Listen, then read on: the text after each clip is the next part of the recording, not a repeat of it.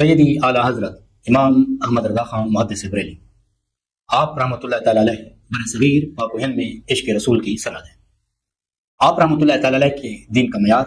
آپ رحمۃ اللہ تعالی علیہ کے نزدیک مذہب کا معیار، مسلک کا معیار ذات عشق رسول ہے۔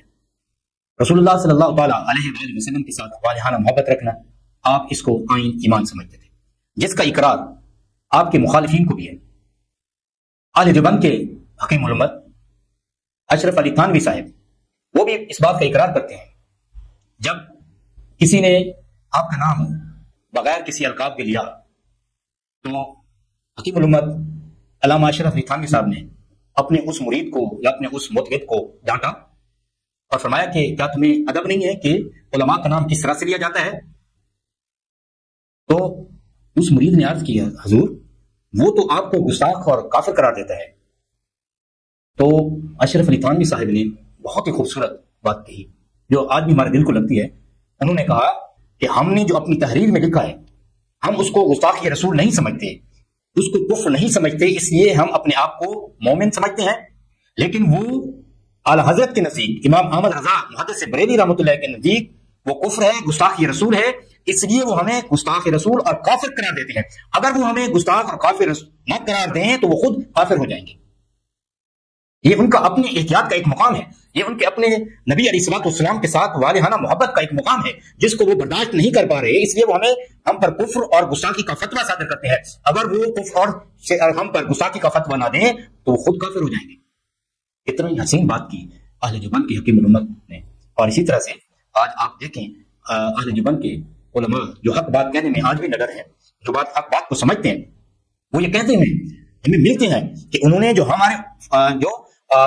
اکابرین دیوبند تھے ان پر جو انہوں نے گستاخی اور کفر کے فتوے دیے ہیں، ہم یہ سمجھتے ہیں کہ وہ سیدی اعلیٰ حضرت رحمۃ اللہ تعالی علیہ کے لیے جنت کی سند بن جائیں گے۔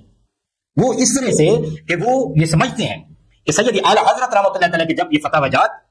اللہ تعالیٰ کی بارگاہ میں پہنچیں گے، انہوں نے اکابرین دیوبند پر کفر اور گستاخی کے فتوے دیے، تو جب وہ رب کی بارگاہ میں پہنچیں گے تو رب تعالیٰ ان فتووں کو دیکھ کر خوش ہو جائے گا اور اعلیٰ حضرت کو تھپکی دے گا اور فرمائے گا کہ میرے اعلیٰ حضرت امام احمد رضا، تم نے وہاں پر امامت سجائی، تم نے میرے نبی علیہ الصلوۃ والسلام کے عشق کی، اس کی ناموس کی، میرے نبی کی عصمت کی، پاسبانی کی، پہرہ داری کی، کہ تم نے یہ نہ دیکھا کہ یہ کتنا بڑا عالم دین ہے، یہ کتنے بڑے علماء ہیں، کتنے بڑے فقہاء ہیں، تمہاری نظر میں فقط عشق رسول سند تھا، تمہاری نظر میں فقط معیار ذات رسول تھی، اس لیے تم نے سب کو ذرا سا بھی کسی کے اندر کفر اور گستاخی کا شائبہ دیکھا تو اس پر کفر کا فتویٰ صادر کر دیا، یہ تیرے عشق رسول کا معیار تھا، آج ہم تم سے خوش ہیں اور جنت میں تمہیں داخل عطا کرتے ہیں۔ یہ اہل دیوبند کہہ رہے ہیں جن کے اکابرین پر کفر کے فتوے لگے، اس لیے تعصب سے بالا تر ہو کر سیدی اعلیٰ حضرت رحمۃ اللہ تعالی کی آپ کتب کا مطالعہ کر دیکھیں، آپ کو اس میں لائیت اور خلوص نظر آئے گا اور آپ کو واضح طور پر عشق رسول چھلکتا ہوا نظر آئے گا۔ سیدی اعلیٰ حضرت رحمۃ اللہ تعالی علیہ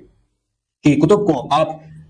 پڑھ کر دیکھیں۔ علامہ کوثر نیازی جو باقی اہل سنت میں سے نہ تھے، بنی بریلوی مسلک سے نہ تھے، مخالفین میں سے تھے، وہ کہتے ہیں کہ میں جب اپنے اس دور سے گزر رہا تھا اور میں مطالعے کا بہت شوقین تھا، لیکن ہمارے دلوں میں یہ بات بٹھا دی گئی تھی کہ اعلیٰ حضرت کی کتابیں نہیں پڑھنی۔ فرمایا میں نے 10,000 کتابیں دوسرے علماء کی پڑھ ڈالی، لیکن میں نے کبھی بھی سیدی اعلیٰ حضرت کی کتاب نہیں پڑھی۔ یہ مدارس میں آج یہ تعصب پھیلایا جا رہا ہے، ورنہ آپ ذہن میں رکھیے اسلام تفرقہ بازی کی اجازت نہیں دیتا، فرقہ واریت کی اجازت نہیں دیتا، مگر اس بات کی بھی ہرگز اجازت نہیں دیتا کہ تحقیق کے نام پر صحابہ کو گالی دی جائے، تحقیق کے نام پر علماء اسلام کا مذاق اڑایا جائے، تحقیق کے نام پر علماء کے درمیان مقابلے کرائے جائیں یا صحابہ کے درمیان مشاجرات کو بیٹھ کر سوشل میڈیا پر ڈسکس کیا جائے، اس کی بھی اجازت اسلام ہرگز نہیں دیتا۔ اس کے کتنے نقصانات آج ہم دیکھ رہے ہیں کہ گھر گھر میں محقق پیدا ہو رہا ہے، اور آپ دیکھ رہے ہیں کہ دین کے ساتھ آنے والی نسل کا تعلق جو ہے وہ ختم ہوتا چلا جا رہا ہے۔ یہ صرف نام نہاد تحقیق کی صورت میں یہ ہماری آنے والی نسل کو اسلام سے دور کیا جا رہا ہے۔ برکیف وہ فرماتے ہیں کہ میں تحقیق کا بہت شوقین تھا، مگر میں اعلیٰ حضرت کی کتابیں نہیں پڑھی، 10,000 کتابیں میں نے پڑھ ڈالی، مگر اعلیٰ حضرت کی ایک کتاب بھی نہیں پڑھی۔ لیکن جو ہی میں نے اپنے مطالعے کو وسیع کرنا چاہا تو میں نے سوچا کہ مجھے اپنے مخالفین کی کتب کا بھی مطالعہ کرنا چاہیے۔ تو وہ فرماتے ہیں، مولانا کوثر نیازی صاحب فرماتے ہیں کہ میں نے جب سیدی اعلیٰ حضرت رحمۃ اللہ تعالی علیہ کی کتابوں کا مطالعہ کیا، آپ کی تصانیف کا مطالعہ کیا،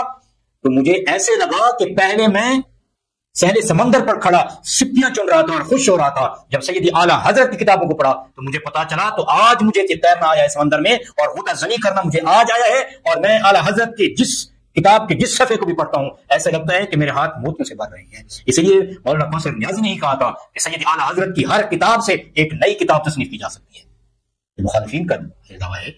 اور ہم اس بات پر حق پر جانب ہیں کہ سید اعلیٰ حضرت رحمۃ اللہ تعالی علیہ کی کتب پر ہزاروں سینکڑوں نہیں ہزاروں کی تعداد سے پی ایچ ڈی کی جا سکتی ہیں اور پھر بھی سید اعلیٰ حضرت رحمۃ اللہ تعالی علیہ کا فیضان ختم نہیں ہوگا۔ اللہ رب العزت ہمیں سید اعلیٰ حضرت رحمۃ اللہ تعالی علیہ کے ساتھ وابستگی عطا فرمائے۔ آپ رحمۃ اللہ تعالی علیہ کے ساتھ وابستگی اور آپ رحمۃ اللہ تعالی کے ساتھ محبت رکھنا ہمیں در رسول تک لے کر جاتا ہے۔ آپ رحمۃ اللہ تعالی کی تصانیف میں عشق رسول کا درس ہے۔ آپ رحمۃ اللہ تعالی علیہ کی تصانیف کا